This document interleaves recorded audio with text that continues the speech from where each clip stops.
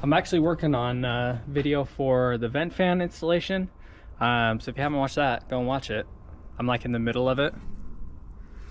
But we're gonna get solar panels up because I want to use that hole in the ceiling before I put the fan in it to be able to run my cables from the solar panels. So we're gonna do that. I've got 2 panels that are going up on the roof, and then we've got a cable inlet gland that we need to attach. And then, like I said, we'll run the wires using that opening that I have right now for the fan. And it'll be pretty straightforward. So I've got some hardware, I've got 2 panels, and there are a couple tricks, some things that we're gonna have to do. So let's get to it.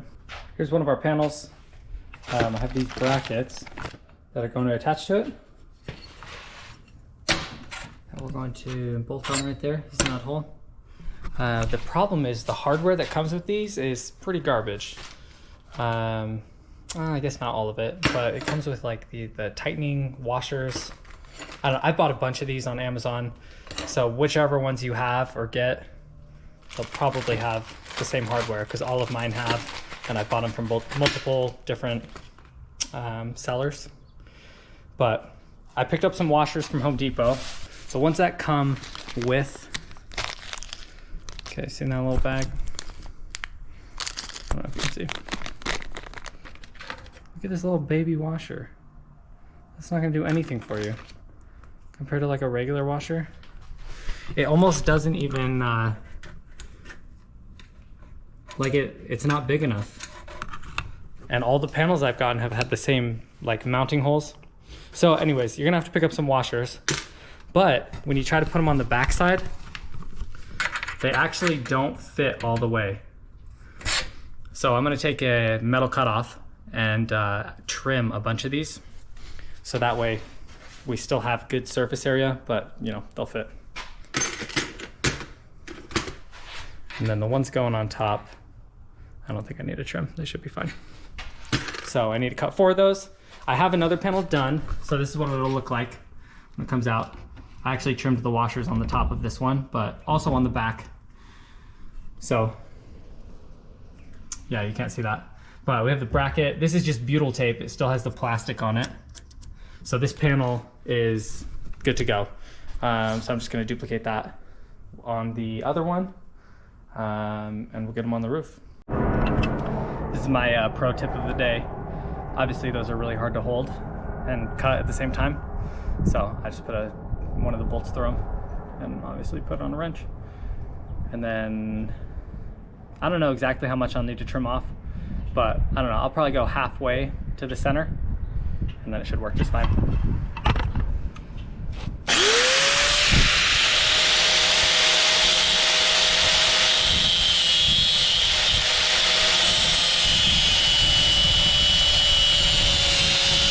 My cutoff wheel is getting real short, so that was kind of a pain, but anyways, they're there. Don't touch them right away. They're super hot, but let's get them mounted. All right, I've got the trimmed washer on the back and then a full-size washer on the front. And before I tighten that down, I'm gonna put in some of this thread locker. That way it holds it really good. The last thing you want is your camper van to lose a solar panel on the highway. Yeah, which you shouldn't really be too concerned about. If they're attached properly, you should be fine. But anyways, we're just gonna do what we can to make that as safe as possible. I don't need those on anymore. So yeah, I'll put the other ones on just like that, just nice and loose. And then I'll thread lock them all and then tighten them all at once. All right, they're tightened down. They're good to go. Tightened down. Good to go. Okay, see how those washers they just cover the area so much better. I don't know how people get away with using that other hardware, but upgrade your washers. They're tightened on there, got all 4 of them. And we're gonna put some butyl tape on them just like this one has it.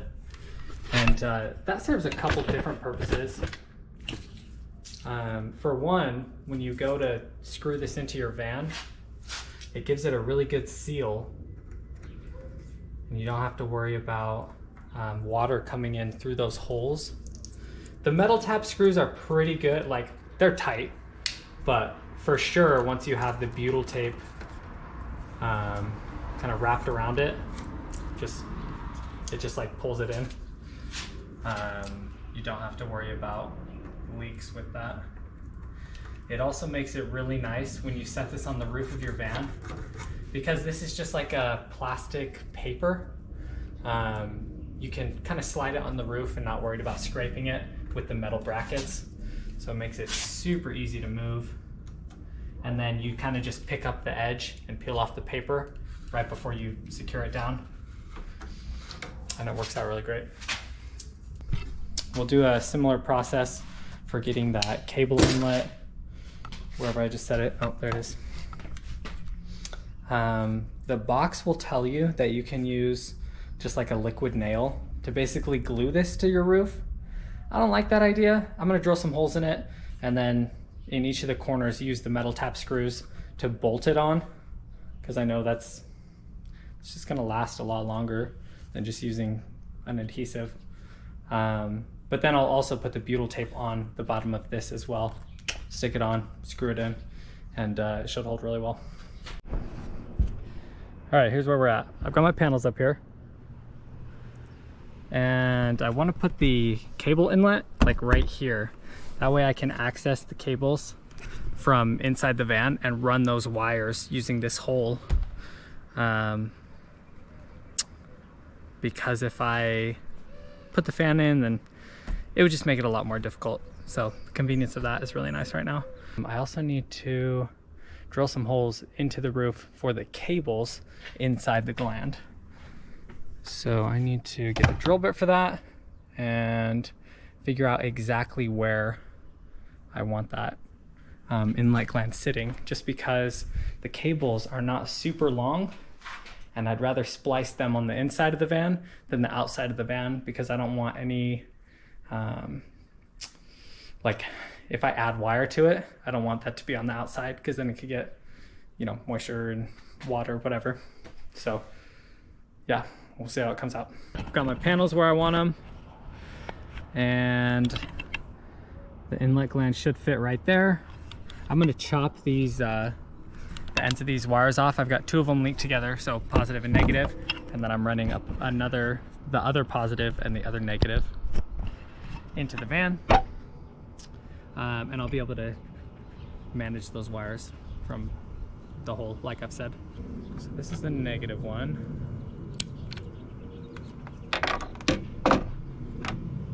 And we're gonna use black. There's this little hole right here. And there's another one of these that I've unscrewed that goes on this side.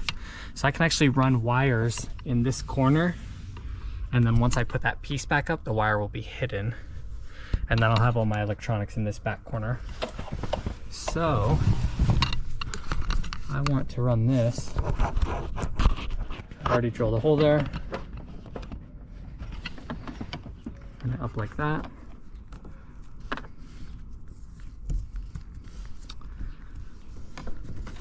So hopefully I can feed this through the holes that I'm about to cut for the inlet gland. So same deal, just up to that hole. And let's get some holes drilled from the top. So I know where the inlet gland is going to sit now, and I just kind of basically eyeballed where to drill the holes and drilled some holes so I can run the wires, and then primed it. Those fed through just fine. I will say, make sure you line up, or not line up, make sure when you're splicing these together you go negative to negative and positive to positive, because that will really screw up your panels if you don't. Fray these out. I don't know how well you can see that, but get these wires twisted together. And this is 10 gauge. The solar panels are 10 gauge wire, so I've just matched it with 10 gauge. And I just get my wire and fuses from the automotive store. They've got everything you need for 12-volt systems, because that's what cars run on. And we're gonna wrap it in some electrical tape and then get that secured down and then secure all our panels, and then that'll be good to go. All right, wires are spliced. I've got my butyl tape on there, and now I'm pretty much just pushing this down, getting it in a good spot to screw in. These are also, these caps, you should be able to see those. I'll tighten those down once this is secured, and those will hold the cable right in that exact spot and seal it up. So that should be good. I went ahead, I didn't pre-drill holes, but it shouldn't be an issue. The self-tap screws they'll go through it no problem, so I wasn't worried about it. And just one in each corner.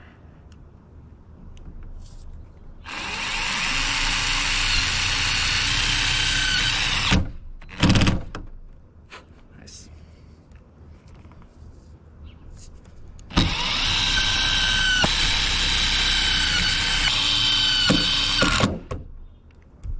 Cool. Tighten down now. And then I'll need to go around and pull all the plastics off of the butyl tape that's sitting on the under the panel brackets. And then we'll just screw them all in. And then we'll be good to go. And solar panels are pretty straightforward when it comes to adding them to your electrical setup, because they just plug right into your charge controller. Just positive to positive, negative to negative.